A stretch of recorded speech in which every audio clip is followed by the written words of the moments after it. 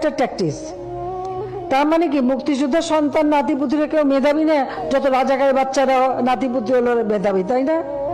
কিন্তু এটা ভুলে গেলে চলবে। 10 জনের সামনে কথা বলতেছি, কিভাবে কথা বলতে হবে এই কথা বলার ভাষাটুকুই যদি আমি না জানি, ওই 10 জনের সামনে কথা বলার কোনো যোগ্যতাই আমার নাই। 1971 সালের পর থেকে যারা জন্মগ্রহণ করছে, যুদ্ধতে অংশগ্রহণ করতে পারে নাই, তারা সবাই রাজাকার। আমি, আপনি, আপনার বাবা, আমার দাদার নামও যেহেতু মুক্তিযোদ্ধার কোঠায় নাই, তাহলে আমার দাদা সহ আমরা সবাই রাজাকার। এক কথায় বলতে গেলে বর্তমান দেশে 16,98,00,000 নাগরিকদের মধ্যে 2,31,000 মানুষ মুক্তিযোদ্ধা, এদের পরিবার বাদে আমরা সবাই রাজাকার। যেই রাজাকারের নাম শুনলে একটা সময় আপনার চোখে ঘৃণা চলে আসতো, এখন একবার ভেবে দেখুন সেই রাজাকারের ট্যাগে আপনার ঘাড়ে চলে আসতেছে। সেই ট্যাগ আপনার ঘাড়ে দিতে এক বিন্দুও দ্বিধাবোধ করতেছে না, কারণ তার পদে উঠতে আপনার কোনো প্রয়োজন হয় না। বিকজ যে দেশে ভোট ছাড়া ক্ষমতা পাওয়া যায়, সেই দেশে আবার কিছু বলতে ভাবতে হয় নাকি? আজকের ভিডিওতে একটা কথা বলে যাই, মাথায় রেখে কথা যত বেখেয়ালি হবে পতন তত দ্রুত হবে ইনশাআল্লাহ। পার্সোনালি আমি কোনো রাজনৈতিক সম্পর্কের সাথে সম্পৃক্ত নয়, কিন্তু একজন সাধারণ নাগরিক হিসাবে এই কথার বিরুদ্ধে তীব্র নিন্দা ও প্রতিবাদ জানানোর প্রয়োজন আমি মনে করি। রিসেন্ট 8-9 দিনই হয়ে গেল কোঠা এবং মেধা নিয়ে একটা আন্দোলন চলতেছে। হ্যাঁ, এই কথা সত্য যে কোঠা এবং মেধা দুইটা এক জিনিস নয়, কিন্তু আমার কথা হচ্ছে মুক্তিযোদ্ধাদের নাতি নাতনি থেকে শুরু করে ছেলে মেয়েগুলো যদি এতই মেধাবী হয়, তাহলে তাদের চাকরির জন্য কোঠার কিসের প্রয়োজন? প্রশ্ন থেকেই যায়। সাধারণ মানুষগুলো যদি রাজাকার হয়, এই সাধারণ মানুষের ট্যাক্স ভ্যাট দিয়ে আপনি দেশ চালাচ্ছেন, তার মানে আপনি বড় রাজাকার। বাংলাদেশ পরিসংখ্যান BBS এর হিসাবে শিক্ষিত বেকার আছেন 23,50,000 জন, অর্থাৎ বাংলাদেশে মোট বেকারের সংখ্যা 12% উচ্চ শিক্ষিত। এখন আমাদের মাননীয় প্রধানমন্ত্রীর কথা হিসাবে এই 12% উচ্চ শিক্ষিত বেকার নাগরিকই মেধাহীন। আফসোস 2022 সালে আমি সেনাবাহিনীর মাঠে অ্যাপ্লাই করেছিলাম এবং আমি বগুড়া ক্যান্টনমেন্ট মাঠে দাঁড়াতে গিয়ে দেখি অলরেডি 3 জন সিলেক্টেড হয়ে আছে। এখন আমার প্রশ্ন হলো, আমরা এতগুলো স্টুডেন্ট মাঠে দাঁড়াইতে গিয়েছিলাম, আমাদেরকে দেখার আগে আমাদের মেধা সম্পর্কে তারা বুঝে গেছে, রাইট? যদি আমাদের না দেখে আমাদের মেধা সম্পর্কে নাই বুঝতো, তাহলে তো অলরেডি আগে থেকে 3 জনকে সিলেক্ট করে রাখতো না। যে দেশে কোঠা ছাড়া চাকরি হয় না, দেশের নাগরিকদের রাজাকার বলে সম্বোধন করা হয়। আমরা একজন সাধারণ নাগরিক হিসেবে প্রধানমন্ত্রীকেই ভয়কট করতেছি। রাজাকার প্রধানমন্ত্রী, তার গদি থেকে তাকে নামিয়ে দেওয়া হোক, নয়তো কোনো আইন আমরা মানি না। আপনি একজন সাধারণ মানুষ হিসেবে আপনি নিজের থেকে ভেবে দেখেন দেশের কতটুকু